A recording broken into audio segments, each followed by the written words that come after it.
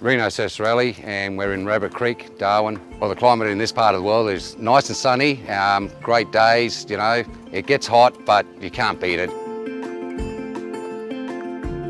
I first started thinking about solar a couple of years ago, to be honest, and I was a bit unsure about it, but working in the field as an electrician, I've made some inquiries and found that technology has moved forward a fair bit, and needed to save some dollars as well. My power bill has always been very high, so having 3 kids and aircon running constantly, you know, during the heated days, I thought, well, it's time to save some money and put something up there that's productive and helps the environment at the same time.